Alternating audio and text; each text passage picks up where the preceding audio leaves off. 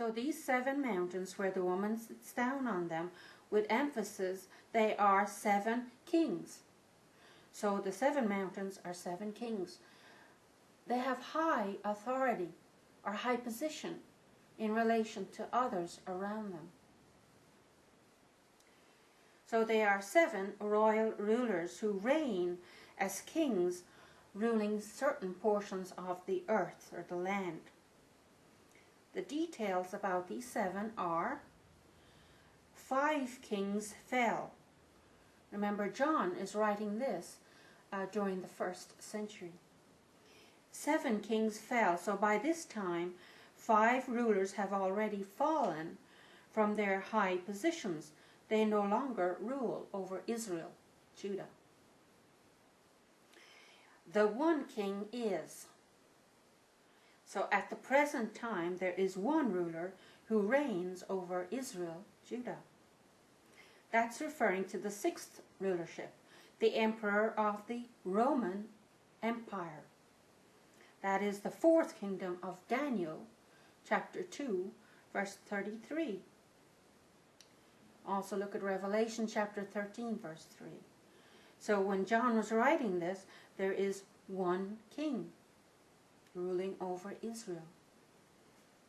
The other king has not yet come. So another king of the same kind or sort has not arrived yet. That's referring to the 7th human being who was going to reign over Israel during the first 3.5 years. And at whatever time he would come, it is necessary or it's obligated for him to remain or stay. He'll continue reigning in that rulership position for a short span of time. That short span of time is 3.5 years. And the wild animal, which used to be and is not, with emphasis emphatically, he is the 8th. He is the 8th. Now this verb, of course, refers to him because he will be the 8th king, displaying himself as a human being, and is out from the 7. The number 7, the human being who will be assassinated. The 8th one, the wild animal, being a product of the devil. He will look as though he were a continuation of that 7th ruler over Israel. And he goes into destruction. And the 10 horns which you perceived, again refer to Daniel chapter 2 verse 43. The 10 horns which you perceived they are in comparison to, they represent 10 kings. These 10 kings are not the same as the 7 kings referenced in verses 9 and 10. So these 10 kings emphatically and specifically are the 10 kings who will not, up to this point in time, receive or take a kingdom.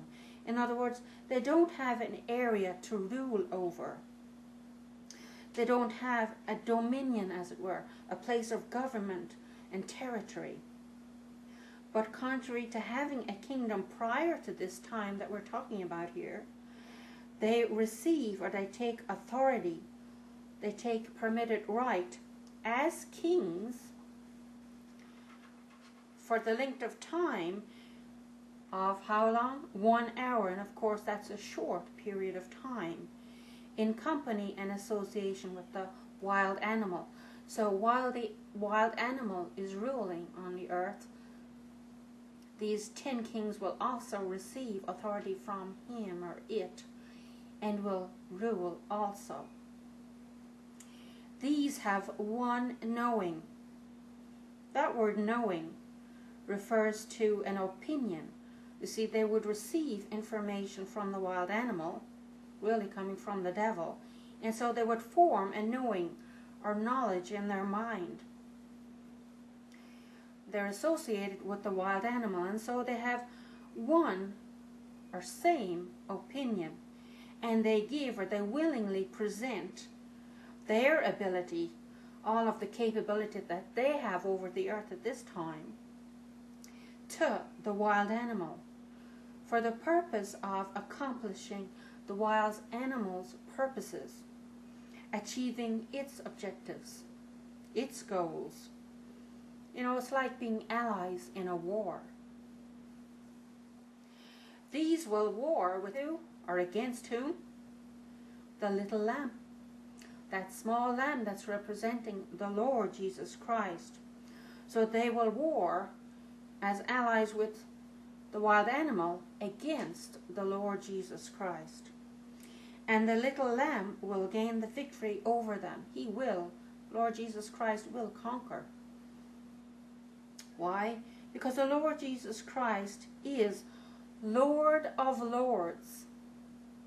He is the master who exercises his dominion and authority over all other lords on the earth. And the Lord Jesus Christ is King of Kings. He is the royal ruler, the one who is sovereign, having royal dominion, government, rule, territory, power over all other kings on the earth. And the called people are those who have been invited by the Lord Jesus Christ, and the selected people, the chosen out people, those who have been elected by the Lord Jesus Christ, and believers, the believing people, those who believe what God says regarding the Lord Jesus Christ, will be in company and association at a future time with the Lord Jesus Christ. So the called and selected and believing people referenced here, they include, of course, all the holy people or all the Christians living here on earth today. Why? Because we will be gathered together by the Lord Jesus Christ away from the earth before the wrath period of time. We will be with them at that time. Also, it will include all the holy people from the Judean Israeli background who will be alive on earth at the time of this war. And the Lord Jesus Christ prophesied about that in Matthew chapter 24, verses 27 to 31. Now in verse 10, the 7 kings specifically refers to those who captivate and rule over Israel, over Judah, including the city of Jerusalem. At the time when John was receiving this revelation, you know, it was in the 1st century, 5 kings had already fallen, and that would be beginning from Nebuchadnezzar.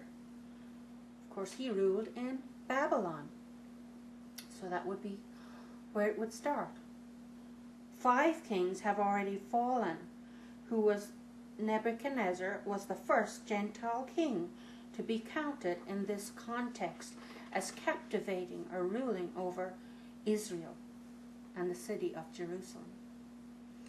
So we got Nebuchadnezzar of Babylon, we have Ptolemy of Egypt, Antiochus of Syria, Pompey of Rome, Herod of Rome, and then there was one king currently ruling over Israel, including the city of Jerusalem, when John was writing this account.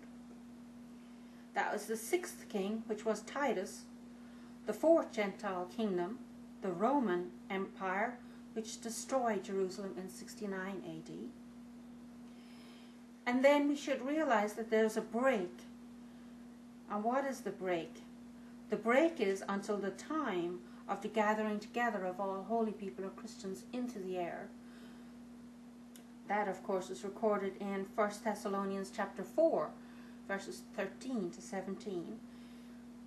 And then back to Revelation. One king will be in power ruling over Israel, including the city of Jerusalem, during those first 3.5 years of the wrath. They will have an alliance with Israel. It will seem to be a real good alliance at this time. And then one king will be in power ruling over Israel, including the city of Jerusalem, during the last 3.5 years of the wrath period of time. Of course, that king refers to the 8th king. That will be the wild animal. People will think it's a resurrected man. In fact, it's a wild animal. And that king will break the alliance with Israel. It will be a bad time for Israel at this time.